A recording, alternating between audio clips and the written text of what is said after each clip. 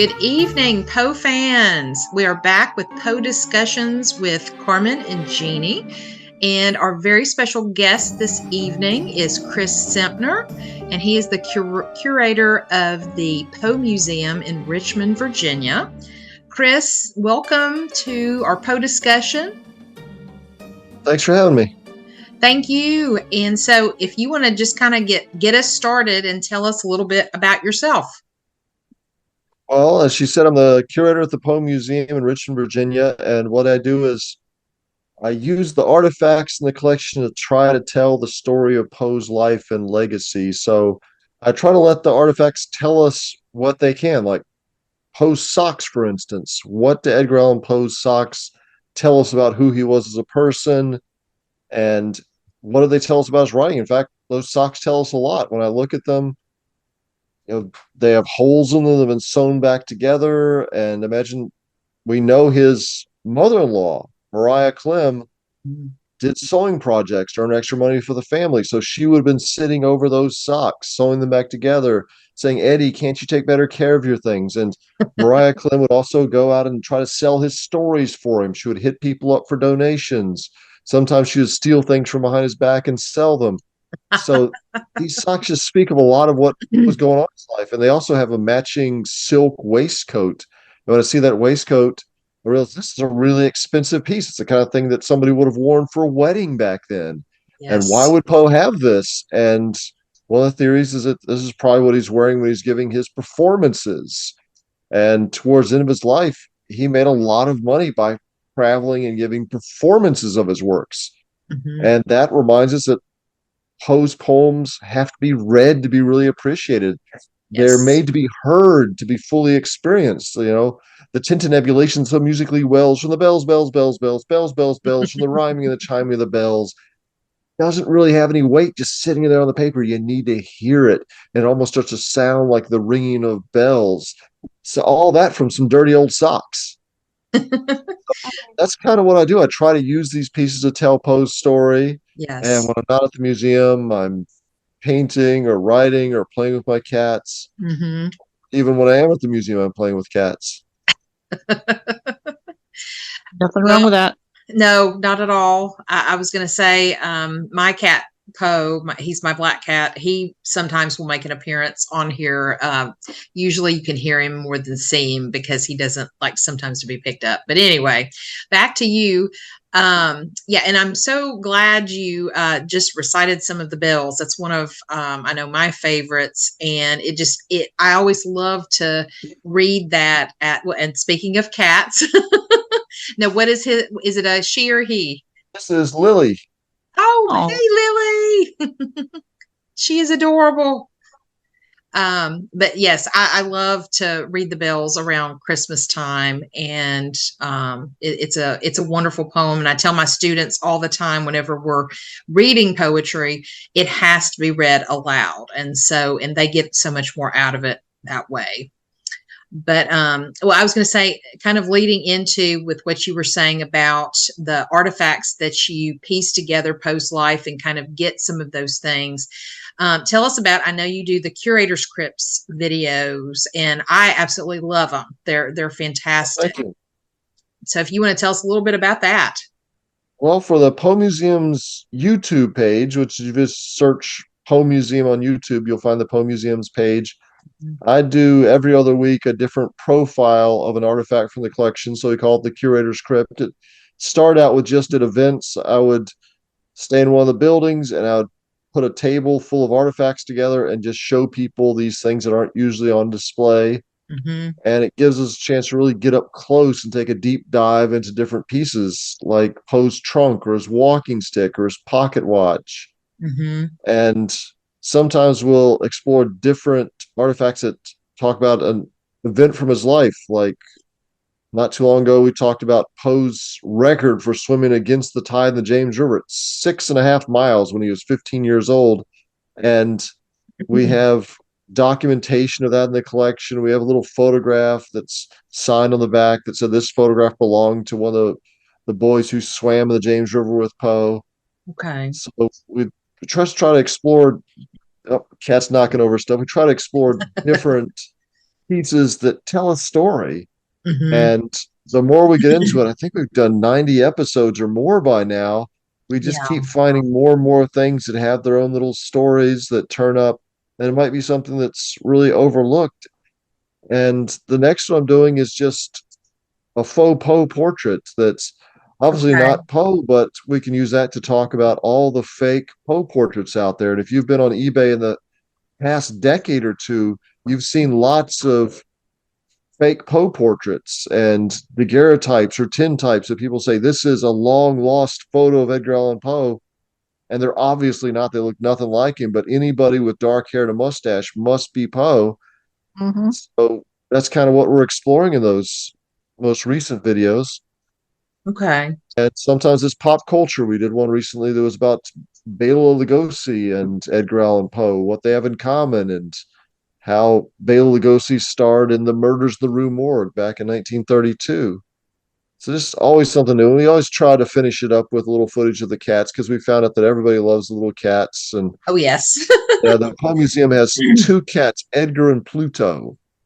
Hmm. Yes. And we found them in the shrine not too long ago. It was probably about 11 years ago. They were just Wow. little kittens under a crate behind the shrine. We never knew who their parents were. We saw this old gray one-eyed alley cat. We thought maybe it was their mother, but Hmm. that's all we know. And we took them in, and they've been living at the museum ever since. And now they're our tour guides, our goodwill ambassadors. They're media darlings. They have a Instagram following, but Yeah, they've I followed follow them. so many tours that they know the route the tours take. So they just lead people from building to building. That's cool. They're smart little animals. Well, I was gonna say, if you see right behind me, I have the calendar for in December up with the cask of Amontillado, and it's or Amontillado, I should say. Yeah, yeah, they're very terrifying. We've also done the tail heart, and they've got a new calendar coming out this year where they're traveling around the country to all the different Poe sites. Oh, I just got that in the mail not that long ago. I pre-ordered it, and it is absolutely adorable. It is so cute. now speaking of the artifacts that you have at the Poe Museum, have they been, or how have you curated them through donations or searches or estate sales? Kind of, I know the last time on the, I think it was when we did the kickoff party, you were talking about a pocket watch that you just recently acquired. So I was just curious how the museum gets most of the artifacts and how long does it usually takes to verify the authenticity and do you get any fakes? I kind of guess is what I'm asking also. Oh yeah, we've been around for 101 years now. So the Poe Museum has been there Wow. long enough that we've received donations, they've made purchases. Mm. So artifacts come in from all different angles over the years, and we've got about 4,000 pieces so far over the course of this century.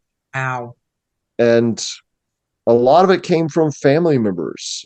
Mhm. There's descendants of Poe's sister's foster family. Poe's sister was taken by a different foster family than he was. She went to live with the Mackenzies. So that family gave a lot of pieces. There's different Poe relatives, descendants of Poe's cousins, like his cousin Amelia Poe or his other cousin Elizabeth Herring. And they donated things. And also things came directly from Poe's literary executor Rufus Griswold's grandchildren. So Oh, that helps when you have a strong Interesting. provenance. And it doesn't always guarantee it's going to be authentic. One of the pieces that his literary executor's grandchildren gave us was the manuscript. And we Mhm. thought, well, it's got a great provenance. It's supposed to be Poe. But when you looked at it closely, they just misidentified it. The handwriting was all wrong. It just was in a stack of Poe things. They thought it was Poe, but it wasn't. It turned out to be by John Neal. hmm. And sometimes things come all in one big mass. Back in 1928, Patrick Henry, the give me liberty or give me death person, Mhm. that guy, Yeah. Yep. his great granddaughters gave us their mother's autograph album. Okay. and it had over 121 pages full of hundreds and hundreds of literary autographs. Charles Dickens, William Wordsworth, a fake Lord Byron. They've got Oh, Just Washington Irving in there, Nathaniel Hawthorne, and three Poe pieces.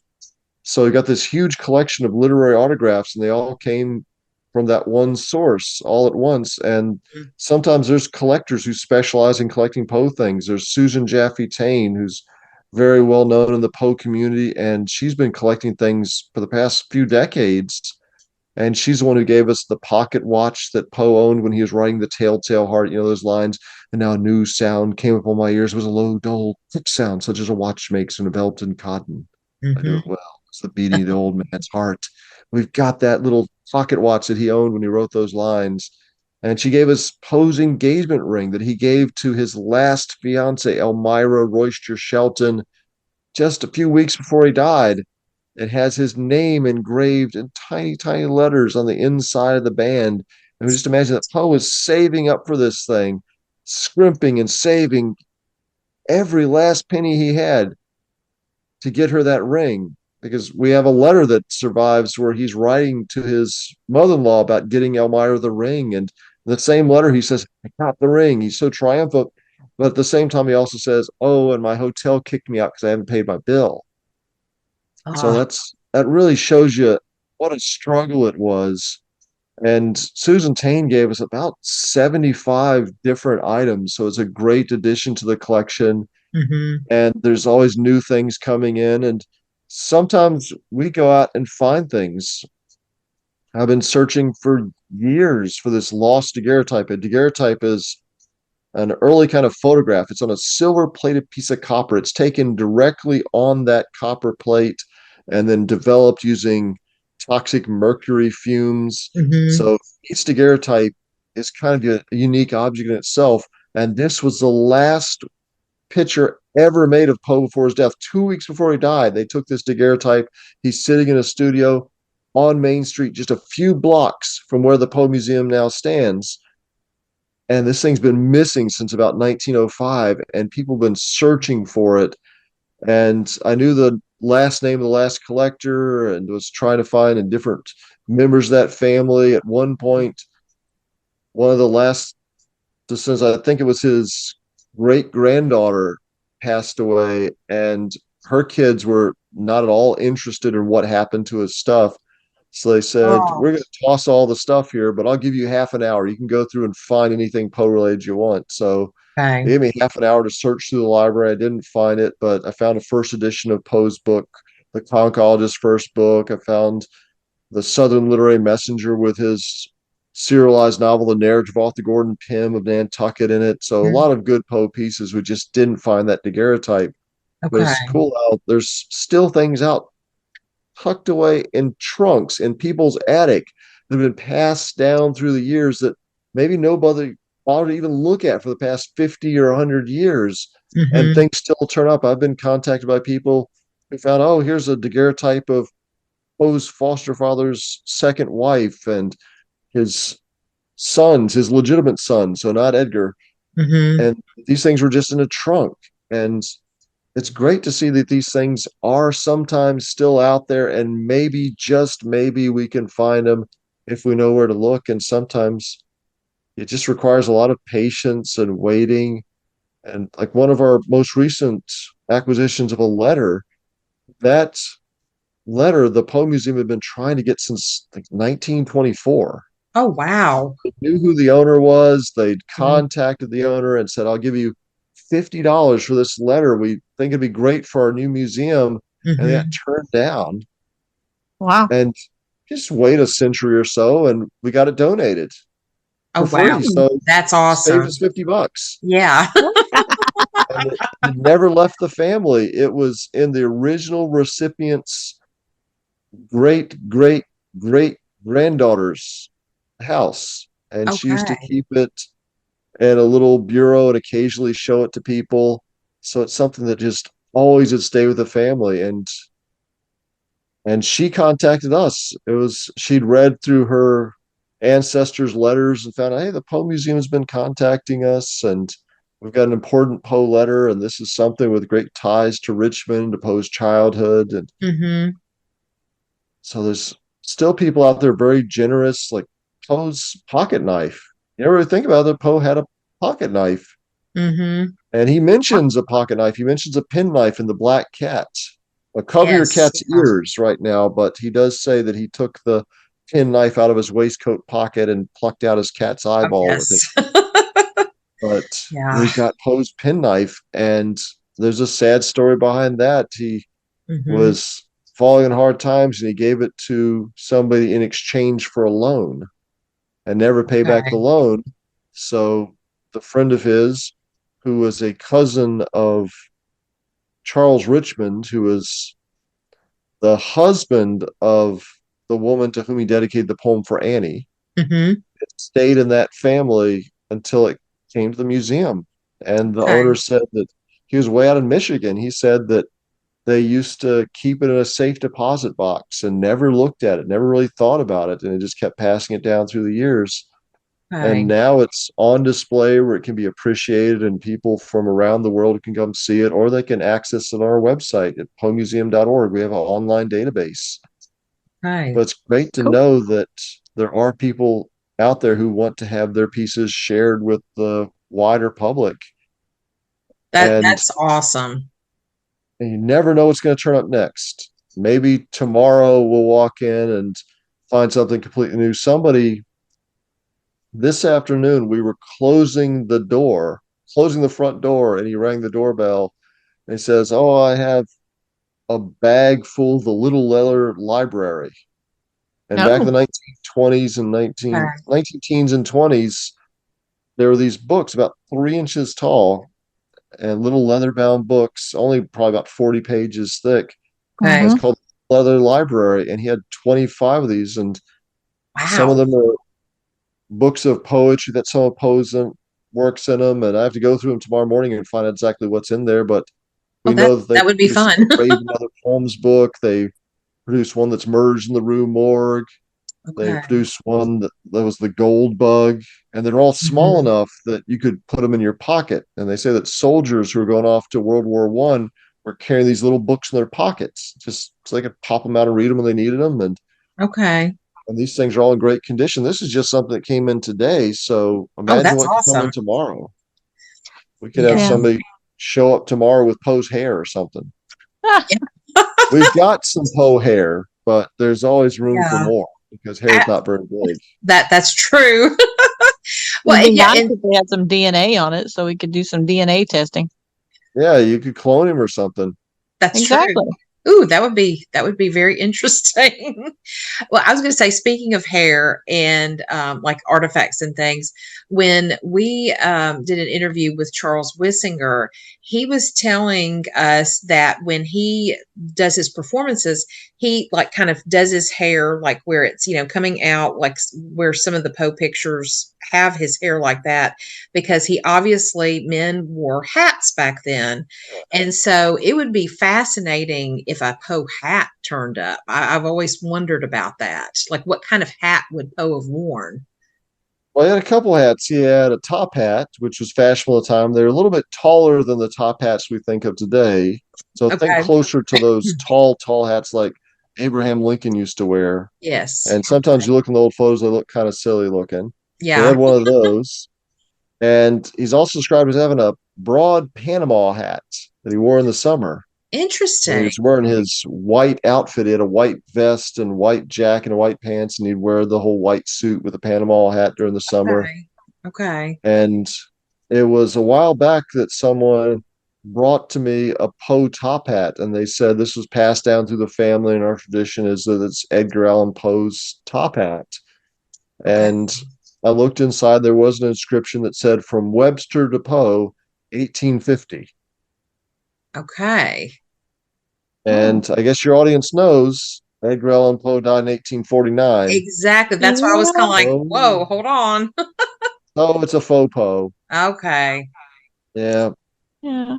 So it could Or be he any old wasn't really Poe. dead. Who knows? Yeah. Yeah, there's lots of Poes out there. There's even been several Edgar Allan Poes out there. Mhm. we have found that it's fascinating how many of them are out there and all the places they're at. Oh yeah, there's a football player, Edgar Allan Poe, a judge, Mhm. Edgar Allan Poe. There was an Edgar Allan Poe that's a Allen, so different than our Yeah. Allan Poe. But he lived in North Carolina, and there's an Edgar Allan Poe house in North Carolina that's a different Edgar Allan Poe. I Yep. think I was doing some research on that because my husband and I are about to go visit his oldest daughter who lives near Raleigh, and we're going to go kind of to the Outer Banks area. But I was looking for just Poe. I always try to find a Poe connection, even if it's kind of twice removed that this man's named after him. But I found out that that particular man owned a brick company. So I thought that was really kind of ironic with all of the walled up bricks in some of Poe's stories. So I just thought that was kind of a little funny.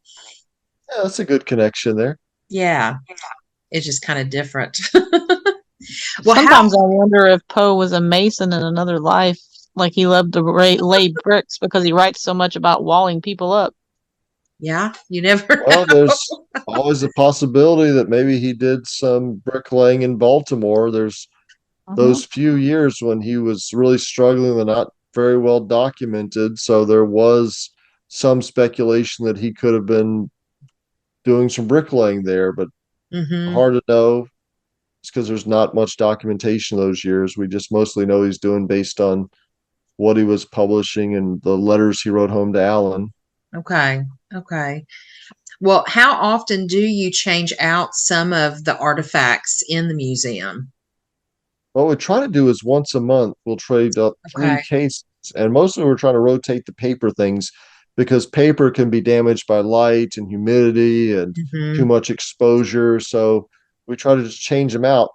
But we've designed the exhibit so that, say, in one case, it's always going to be related to Poe's horror stories. Another one's going to be always about Poe's detective fiction. Okay. Another one's going to be about, say, the Southern Literary Messenger. So we can still keep the same theme so we don't have to change the audio tour each time. We can just leave the same audio tour, but switch out the artifacts.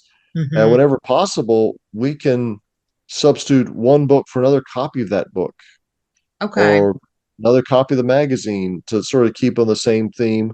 There's some pieces like Poe's childhood bed that we just always leave on display, or Mhm. the really famous daguerreotype of Poe. We always leave that one on display. Mhm. But other things that are mostly paper things, we try to keep switching them out. And it also gives us an excuse to show some things that aren't usually on display. So right now at our detective fiction case, it's all Mhm. about the murders in the Rue Morgue. So we've got the first printing of Poe's first detective story on display there, and we've got Okay. a letter from the inspiration for Poe's fictional detective. It was Eugene Vidocq, who is a French detective who was the father of criminology, revolutionized ballistics and criminal profiling, and even investigative techniques like filling in footprints with plaster so you could preserve the footprint. He was Mhm. a master of disguise, and this was an inspiration for Poe to write his detective stories. So we got one of his letters. We also have film stills from different Murders in the Rue Morgue films and Murders in the Rue Okay. Morgue comic books. But now we're going to put in The Mystery of Marie Roget, which is also a fun one. It's not as good of a story, it's way Yeah. too long, but it was based on a true crime, the murder of Mary Rogers in 1841. Mhm. The constables couldn't figure out who did it. So Poe decided he was going to step in and solve the crime. So we've got some printings of the actual case, which appeared in all the newspapers at the time, and we're going to put those Okay. alongside Poe's solution to the murder. Who did he think did it and why? And how did it evolve into his short story, The Mystery of Marie Roget? Oh, very cool. So always opportunities to explore the same theme, but from different angles. Okay. Then Okay. after that, who knows? It could be his cryptography, the gold bug, where he uses a Mhm. treasure, a buried treasure, and an encrypted treasure map. It's kind of the plot of the Da Vinci Code and National Treasure and that cinematic classic, The Goonies. But it Mhm. all goes back to the gold bug. Yeah, that's true. Yeah, Jeannie, we haven't talked about the Goonies as much, like with that connection to Poe. Oh, I know, but you got to wait and savor because the Goonies are an experience all their own. That's true. Well, you can never get too much Goonies. No, Goonies never say Exactly. die. that's Yeah, right. That's exactly Goonies right. never say die. One-eyed Willie is like the main Yeah. man. So, Yes, absolutely. Well, Chris, how like a lot of people first kind of are introduced to Poe in junior high, middle school, depending on how old you are.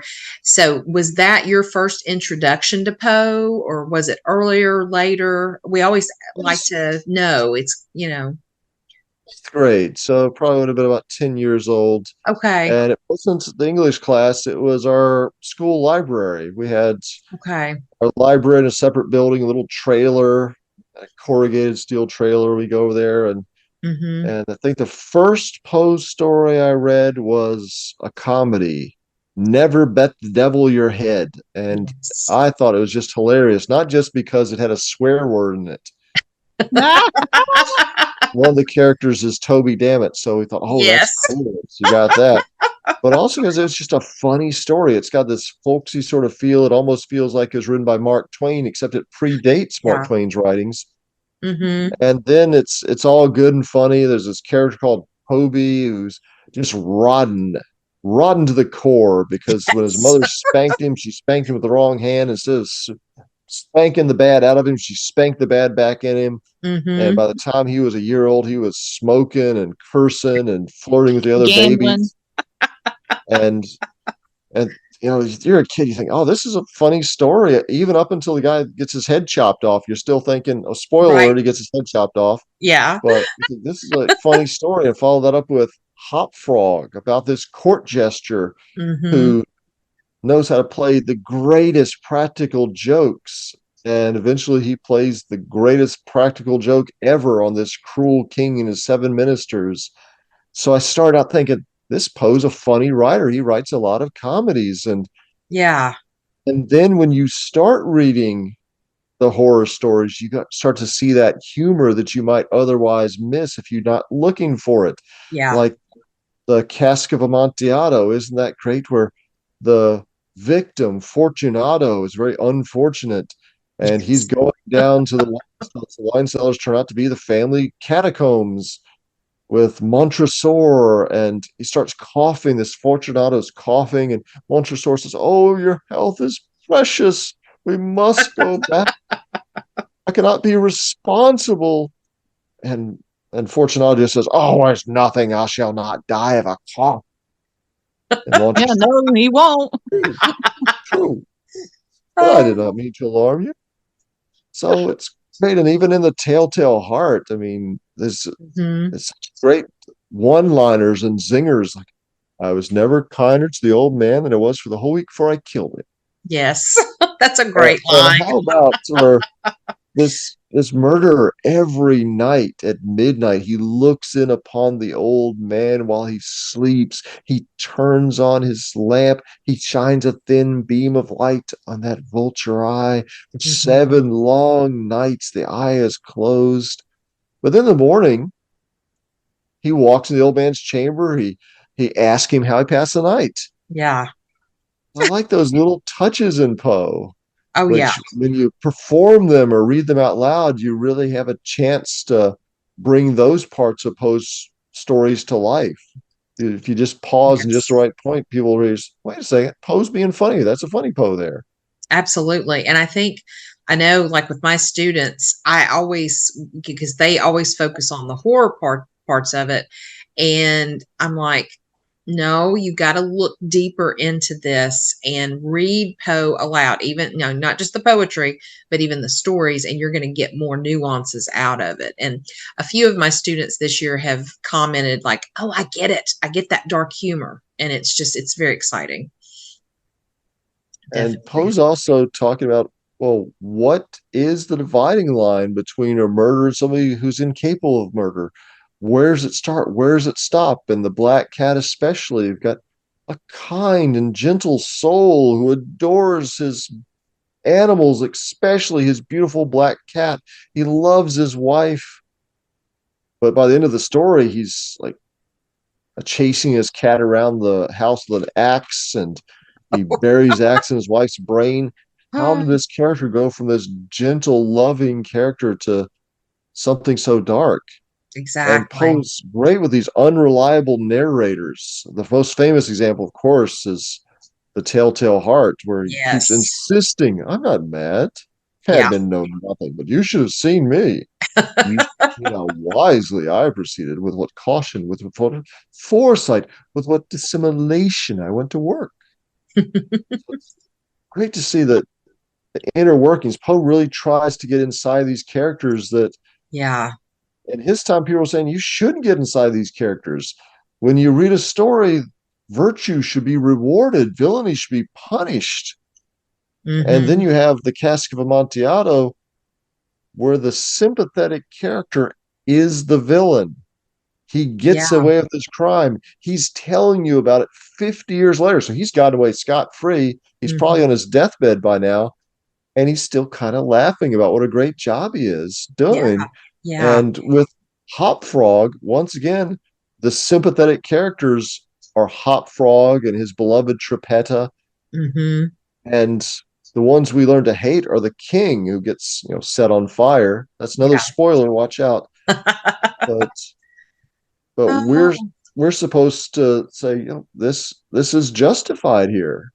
So Mm-hmm. Poe's flipping the script. And nowadays, when we see horror movies, half the time the horror movie, the villain wins, and Right. those Right. five teenagers who were faced up against the slasher all die, and we're supposed to Mm-hmm. be shocked by that, but we're not shocked by it anymore. But it would have been more shocking back then to see once again the villain won, that there's not always an easy way to escape. That's But Poe true. switches it up because sometimes the people in his horror stories are able to escape. Like, Yeah. look at The Descent into the Maelstrom. This Mm-hmm. guy's stuck in a giant whirlpool. If you're stuck on a little ship inside a giant whirlpool, you're probably a goner. And this Yeah. guy, he's given up. He's so terrified that in the course of an hour, his hair turned from black to white. It's such a awful sight to see him being sucked into this whirlpool, but he finds a way out. He uses his reason. He starts to analyze the descent of different shapes and different bodies of different masses as they go inside the whirlpool, and he Mm-hmm. figures out a way to escape. So that's another aspect of Poe, is that his characters are reasoning characters. That Yes. Auguste Dupin of those detective stories, he's able to study a crime scene, analyze what seems to be out of place and other people missed. He's Yeah. able to find a letter that's hidden where all the French police can't seem to find, but Dupin figures out where it is. Or he can search a crime scene and say, you know what, the bruises on the victim's throat, look at how they're spaced. Those aren't a human hand. A human hand didn't make those bruises. Who are we looking for if not a human? Mm-hmm. It's great that Poe is making these sort of analytical characters. It's such a far cry from the typical slasher movie where it's just Yeah. a bunch of scared teens running from a killer, or say, hey, let's all split up. That's always great. That always works in Scooby Doo. So why don't we try it here and split up? We're not going to get hunted down one by the slasher. But in Exactly. horror stories, often you have a character who really thinks it out, like in Yeah. the Pendulum. Every challenge they throw at him, the hero of that story starts to analyze it. How can I get out of this? What's here? Even though Mm-hmm. that's a totally dark room, he starts measuring out the room and trying to figure out what the shape of it is. I mean, he's strapped to a table with a blade gradually swinging back and forth above him, about to chop him in half. He thinks, I wonder what I can do to get out of this mess. Yeah. Oh, I know. Yeah, Poe was a master at the psychological, making you think as well as thinking about how the characters are thinking. Like you said, it is a joy to read and reread over and over again. I never get tired of going back to different short stories and reading them. And his creation of the characters help us to identify little bits and pieces, whether it's the good guy or the bad guy or who, but some part of the character we as readers can identify with them, and that's why it's like by the end of the story, you're either voting for the bad guy, supposed bad guy, or you're voting for the good guy, the underdog. It just and that's his specialty. He brings humanity into his characters and makes you see more than just the monster behind the mask. Yeah, definitely so. Yeah. Well, I think Chris, you have performed as Poe before too, correct? Yeah, I just sort of fell into it. Okay. Do you Uh, have a favorite you like story or poem you like to perform? oh, it's the Telltale Heart and the Cask of Amontillado. The other Okay. things, if it's poems, it's going to be the Raven because everybody wants the Raven or the Yeah. Bells. The Bells is always a Mhm. nice one that you need to hear it out loud. Yeah. Yeah. But Annabelle Lee, when I do a performance, then often I'll start out by introducing myself as, Poe, and wherever I am, try to tie in that location to the Hmm. story I'm telling, and then maybe talk about my childhood, and then you can easily quote a few poems like Alone from Childhood's Hour. I've not been as others were, I've not seen as others saw. Hmm. Or you can finish up with Annabelle Lee. There's so many autobiographical elements from those poems that you can Yeah. sort of incorporate those into your monologue, and Okay. just try to switch it up from time to time. I think I got started this because one of the people working at the Poe Museum, this was several years ago, was a historical interpreter. She did Okay. Ira Shelton, she did Mariah Clem, she did Eliza Poe, she did Virginia Poe, so she did Poe's mother and his wife. Oh, wow. Okay. And she had a performance. She had this summer event where they'd hired a bunch of historical performers, and I think the Poe guy dropped out. So the day before, she Ooh. says, "Well, you kind of know something about Poe. Can't you like put on a mustache and come on over and we pay?" So I went over there and gave it a shot, Okay. and when I try to interpret Poe, I try to think about the voice that's in his letters, Hmm. and voice is maybe in his early poetry, but in his letters we get a good sense of who he was, and then you read the contemporary descriptions about how he handled himself, how he walked, and it Hmm. said that his clothes were often threadbare, but he carried himself in such a manner that you had no apprehension of that. You didn't notice that these were threadbare clothes. He still had the bearing and manners of a gentleman. And Hmm. also, there have been several Poe interpreters over the years. Like, think of Jeffrey Combs, who's done a Hmm. one-man show and also did Masters of Horror, the Black Cat episode Hmm. as Poe. It was also, oh, Norman George. He did Poe's Greatest Hits. You can still buy it on CD. Okay. Charles Wissinger, David Kelts. There's a ton of Hmm. these Poe interpreters. We can even find evidence of them going back to the turn of the century. There's an old movie from about 1915 about Edgar Allan Poe's life, Okay. and there's an actor there portraying Poe, Oh, who very neat. he had previously been in The Birth of a Nation, and now he's playing Poe. And the reviews back then said if reincarnation is possible, then this guy's Poe. Over the years, there's lots of people portraying Poe. So I'm trying to figure out, well, what do they do? What's interpretation? What can you interpret? And Okay. what you just have to bring out of yourself. And one thing that I did like was Norman George, who was from Boston, did a lot of research into what Poe would have sounded like and what he Okay. would have talked about during his readings. He tried to interpret one of Poe's last readings and what would one of Poe's public readings have sounded like, what would have Poe talked about. And there's descriptions about how Poe stood on the stage, how he read from a scroll. He'd roll up his manuscripts on as scrolls, and he'd unravel the scrolls for dramatic purpose while he read, Hmm. and they describe his accent. And when you hear Norman George read it, he reads it with sort of a Tidewater, Virginia accent. And Okay. he's studied the theatrical conventions of the time to figure out, well, how do those rhymes work in The Raven? On this desert land enchanted, on this home by horror haunted. Yeah. Doesn't really rhyme up, but then he says Poe probably would have said haunted. This desert land enchanted, this home by horror haunted. Okay. tell me truly, I implore. And this probably would have left that concluding R off of Nevermore, Nevermore. Mm-hmm. And there was one of Poe's brief poems he wrote, just sort of a little couple verses he wrote to Frances Sargent Osgood, who was originally from Massachusetts.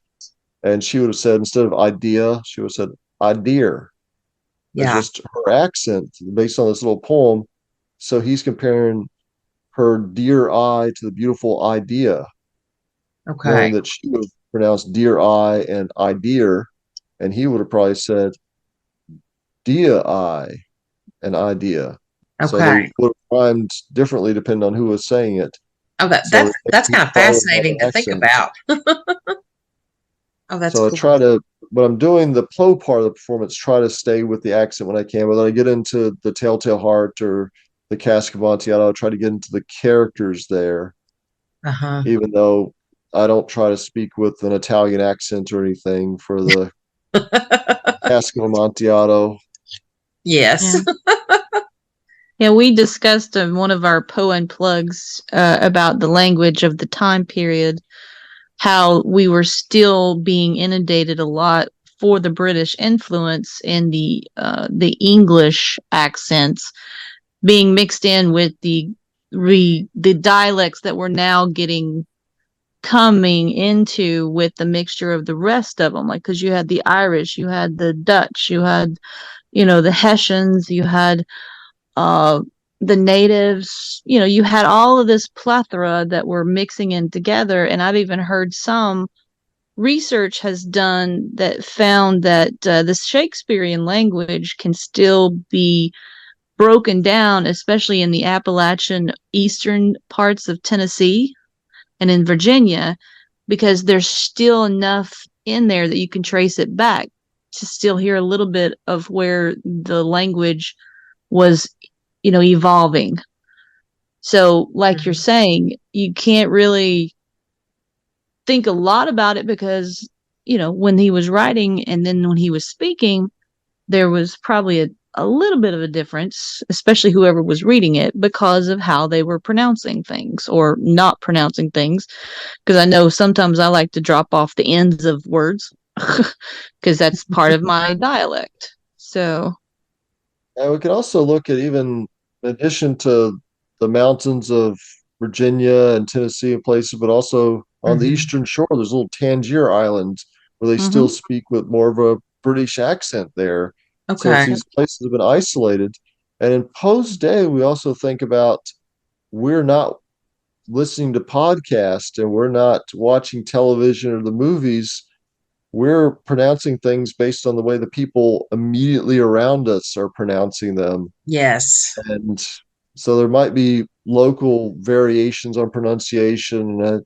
That's why I think with El Dorado, great poem, but Mm-hmm. he rhymes El Dorado with shadow. Mm-hmm. Yeah. So he would have been saying El Dorado. And it Mm-hmm. Yeah. doesn't sound right to our ears because we know Yeah. how it should be pronounced, but that's probably the way he would have pronounced it because that's the way people around him. So instead of saying El Dorado and Shadow, he would probably said El Dorado and Shadow. Yeah. Yeah. Colorado. Kind of works there. Absolutely. Yeah. That, that's kind It was very much a disconnect, especially between the educated versus the uneducated, because there was reform starting in those imposed times after he was born, the Reformation and the Enlightened period and all that was starting to pick up. And so, yeah, And also informal that, versus formal language is probably the biggest thing that's a disconnect.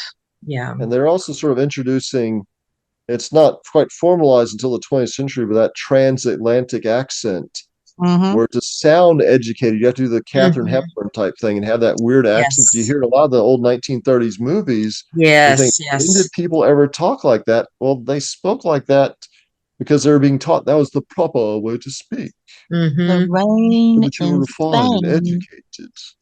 Yes. And Yes. but it's a total phony accent that people were putting on to try to Exactly. sound like highfalutin.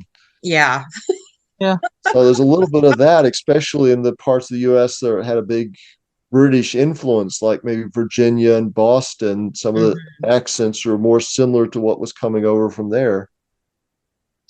I'm always flabbergasted about the antebellum South Carolina, the way that some people want to impart about the Southern Belle accent and how deep and everything it is and all this. And I'm like, yeah, I've ran into a few people in that area that you can still hear a little bit, but I don't think it's as embellished as you can see in some of the portrayals is what I'm kind of saying when they do with the Yeah. old.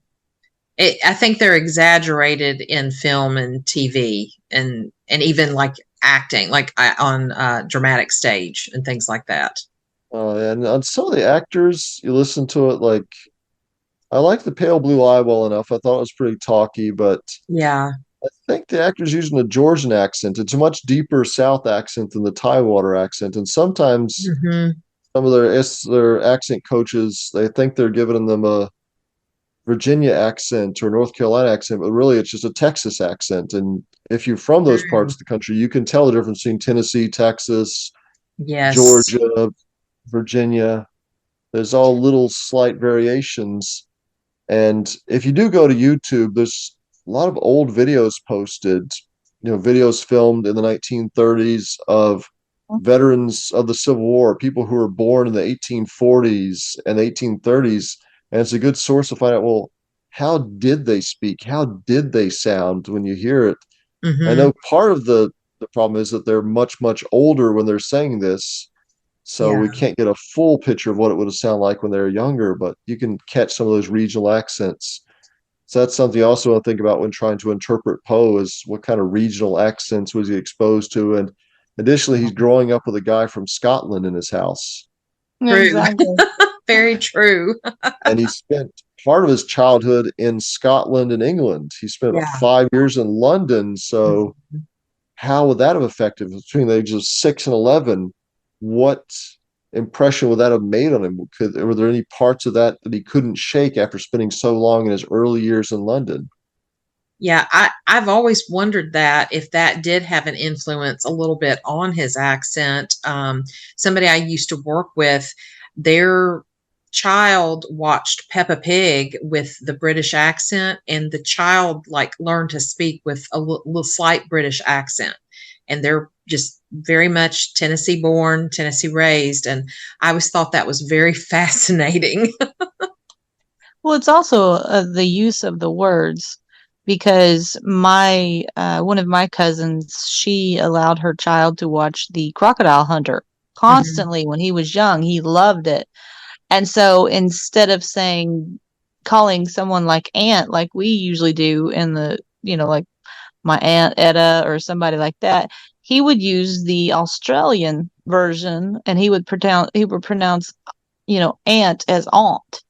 He would always say Mhm. aunt. So even though they may not have the accent, it would be the different words and how they were pronounced that was being used. The diction and the connotation Mhm. would be a challenge, I would say, that Poe had to face.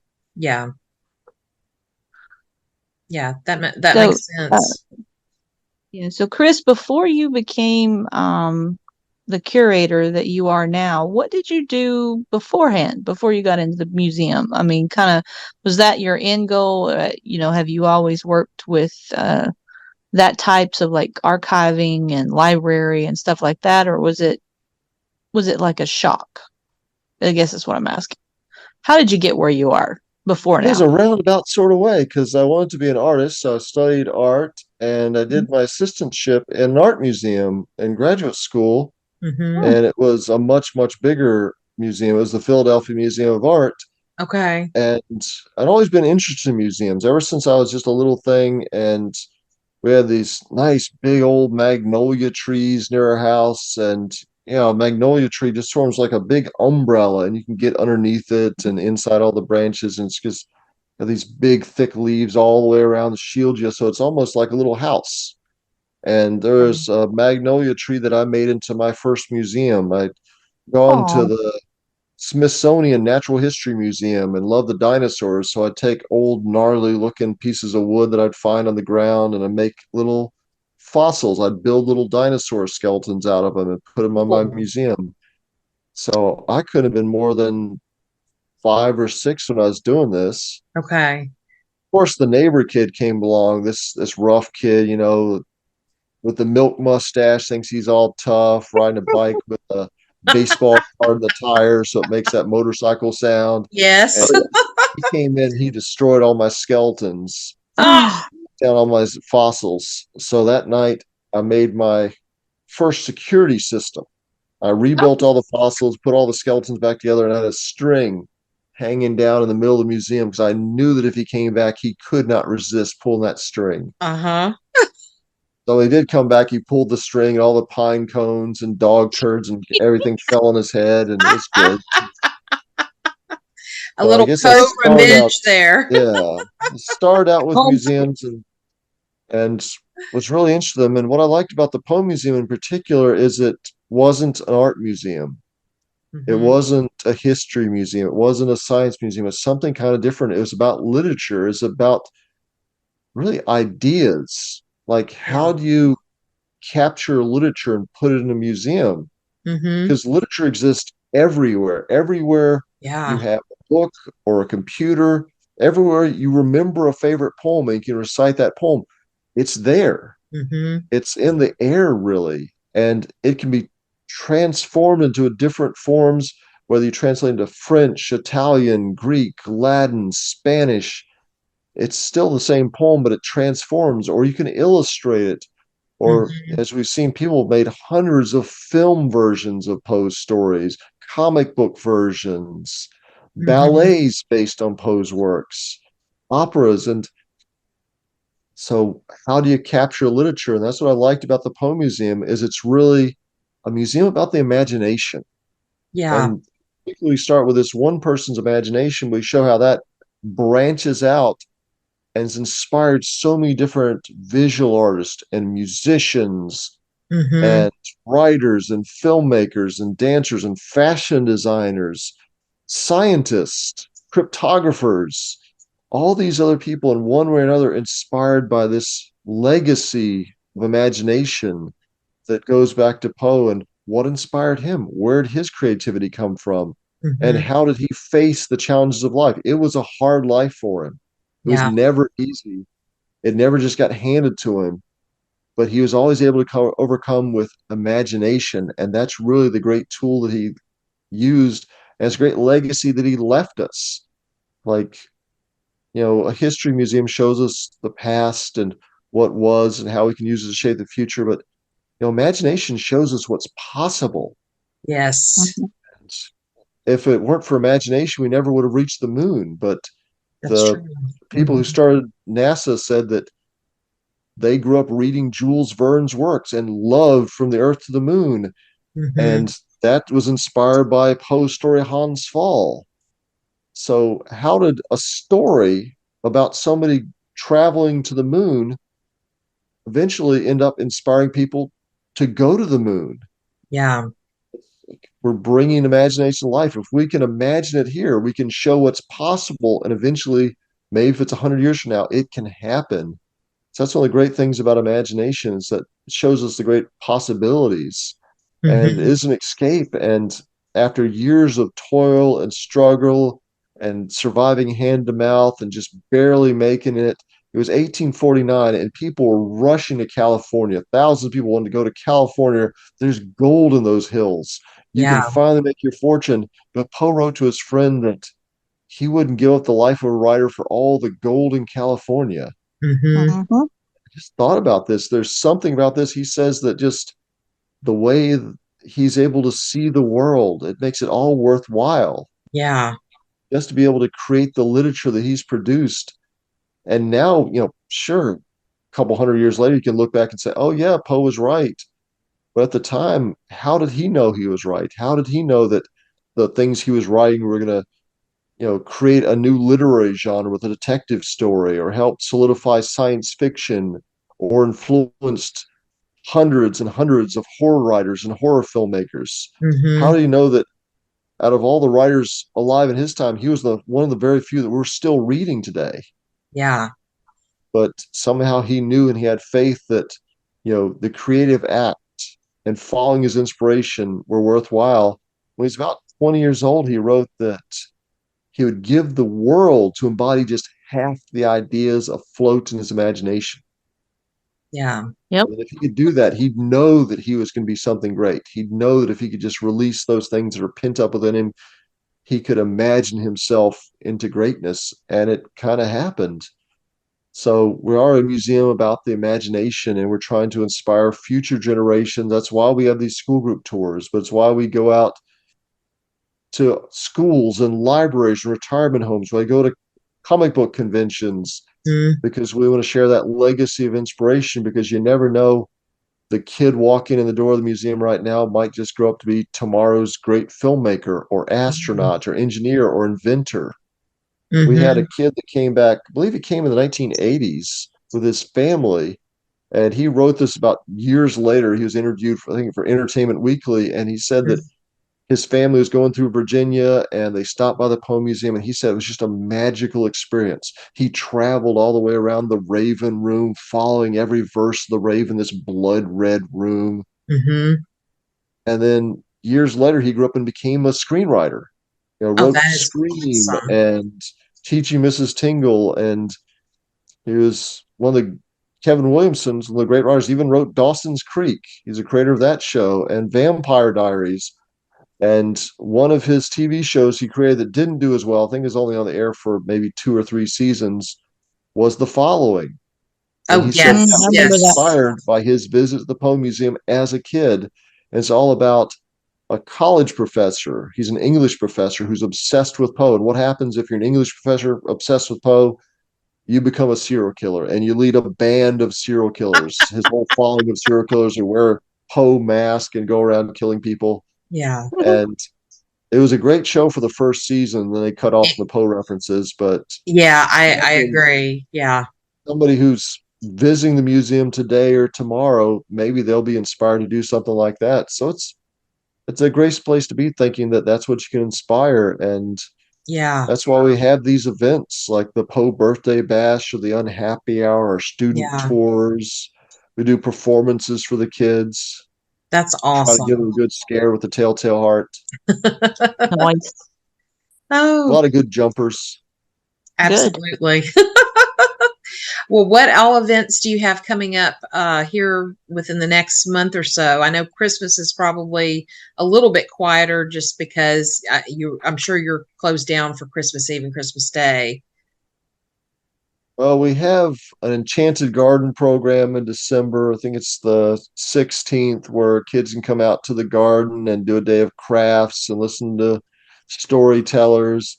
But Hmm. then on January 20th, it's the biggest event of the year, the Poe Birthday Bash. Okay. We're gonna party like it's 1849. And we've got Scott Peoples, who's the author of The Man of the Crowd. He's a Poe scholar out of Charleston. He's going to come up and give an address about Poe and popular culture to kick things off. Nice. And then we have the Cold Hearts, who are they're going to be They're awesome. performing pieces from their performance, Edgar Allan and Eddie Poe.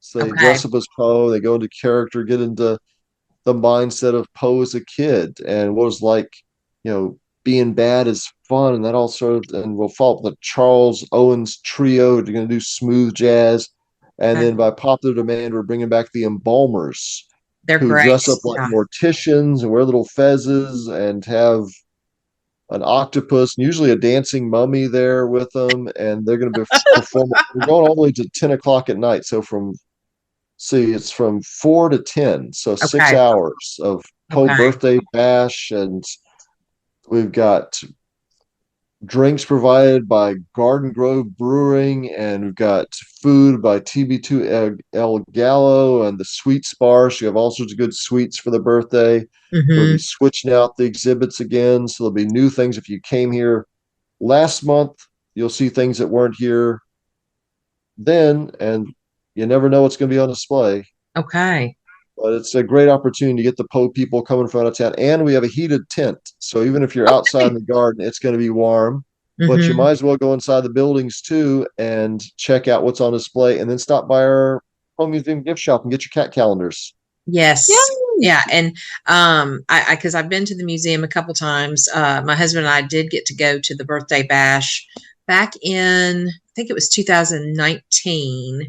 And yeah, their gift shop is amazing. And you can find all kinds of really cool Poe gifts and things there. So definitely check that out online, but in person is even better. Oh yeah, and you can get your tickets for the birthday bash right on the website, so you have them ahead Okay. of time if you need them. Okay. It's And it's only just $15 for the whole thing. poemuseum.org, correct? Yep, just poemuseum.org. And while you're Yep. on there, you can also go, there's under collections, you can see the online collections. And Mhm. I think we've got about 1,400 pieces on there right now. So you can go through and read old letters or look at the first printings of Poe's various stories from different magazines. You can see close-ups of Poe's pocket watch or his wife's trinket box or his mother-in-law's socks. We actually have those on there too. Okay. Nice. Cool.